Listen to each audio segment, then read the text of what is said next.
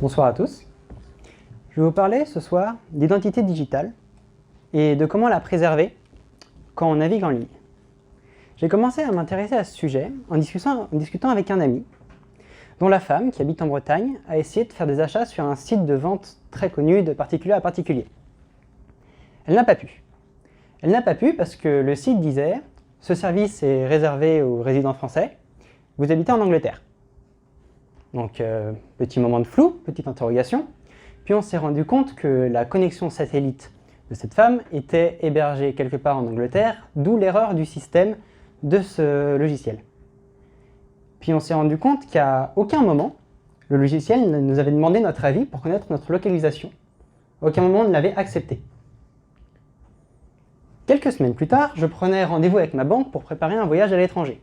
J'indiquais dans le formulaire de rendez-vous que je partais à l'étranger pour étudier 6 mois. 3 jours plus tard, je reçois un appel de mon opérateur téléphonique qui tient absolument à me proposer, par hasard, un super forfait international. Ça commence à être un petit peu suspect. Donc je fais un test. Je me crée une adresse mail dédiée et pour apprendre la langue de ce pays, je vais sur un site d'apprentissage de langue. La première chose qui se passe, c'est une pop-up qui s'affiche à mon écran qui me dit « On respecte votre vie privée à 100%, ne vous inquiétez pas, mais il y a juste un bouton « J'accepte ». Il n'y a pas de bouton « Je n'accepte pas ». Je fais le test, j'accepte, et je reçois sur cette... et je mets l'adresse mail que je viens de créer. Je reçois sur cette adresse mail, 3 jours plus tard, des propositions d'une agence de voyage pour l'international, pour le pays dont j'apprenais la langue. Ça commençait à faire vraiment beaucoup. Donc là, j'ai commencé à me poser des questions et à me demander si j'étais pas un peu conspirationniste, si je me faisais pas des idées. Donc j'ai demandé ce qu'en pensaient les gens autour de moi. Et la réponse, elle a été apportée par un ami à moi, qui s'appelle Marc. Je pense que vous le connaissez. Il a donné cette réponse devant un juge en avril dernier, pendant que le juge lui demandait s'il serait prêt à dire à toutes les personnes présentes dans la salle où est-ce qu'il avait dormi la nuit précédente. Ça m'a fait réaliser que la question n'était pas « est-ce que j'ai des choses à cacher ?», mais en fait, est-ce que j'ai vraiment envie de montrer des choses aux autres? Donc à partir de là, je me suis dit qu'il fallait que je commence à faire des actions.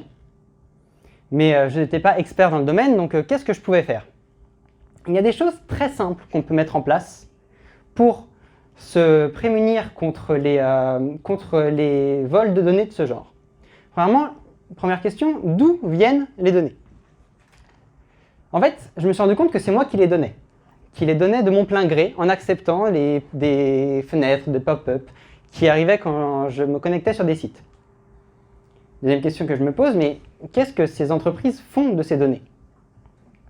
Eh bien, après avoir discuté avec des gens qui travaillent dans le marketing, et après avoir discuté avec des gens qui analysent des cookies, la réponse était ce qu'ils veulent, absolument ce qu'ils veulent. Donc si je veux récupérer le contrôle, je devais aller à la source. Je devais ne pas leur donner ces informations. Comment est-ce qu'on peut faire ça? Il y a beaucoup d'outils, et des outils gratuits, qui permettent de récupérer ce contrôle sur l'image et les traces qu'on laisse sur Internet. Laissez-moi vous montrer un exemple très simple de ce que ça peut donner en vrai. Voici une page d'un journal. Cette page peut mettre pas mal de temps à charger. Vous pouvez voir, elle est très chargée. Il y a des publicités, des petites vidéos. Beaucoup de choses que je n'ai jamais demandé en fait, mais qui sont là quand même. Et si je clique au mauvais endroit, je risque de me retrouver abonné à une formule premium sans le vouloir. Après une toute petite manipulation, cette page ressemble à ça.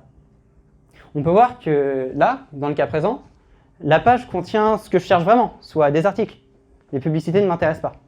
Alors qu'est-ce qui a changé entre ces deux pages? La réponse, elle se trouve là-haut, dans le petit coin en haut à droite. Regardons ça d'un peu plus près. Je dispose d'un tout petit plugin qui s'appelle NoScript, gratuit, instantané à installer, qui permet de bloquer les logiciels que je ne connais pas, dont je ne veux pas, qui tournent sur mon navigateur. Et on peut voir que pour un logiciel dont j'ai vraiment envie et un logiciel, on va dire qu'on fait avec, il y en a beaucoup que je ne connais pas, dont je ne veux pas, qui sont là pour faire des statistiques, traquer ce que je fais sur Internet, essayer de me profiler, essayer de savoir qui je suis. Grâce à ce petit plugin, je gagne donc du temps, de la visibilité, et il est plus difficile de me profiler. Après, ça ne marche pas toujours. Et parfois, on arrive sur un site et on doit quand même accepter des conditions qu'on ne souhaite pas, sans avoir le choix. On a tous déjà vécu ce genre de moment où on arrive et on nous dit « Nous respectons votre vie privée à fond, acceptez s'il vous plaît, c'est votre seule option. » Vraiment.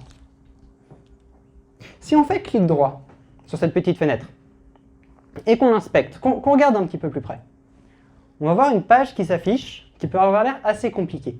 Mais il y a une seule chose qui nous intéresse dans cette page. C'est que l'élément qu'on a inspecté, facile à reconnaître, il brille. Et bien, il existe un petit bouton, effacer. Et une fois qu'on clique dessus, ça a presque l'air trop simple pour être vrai.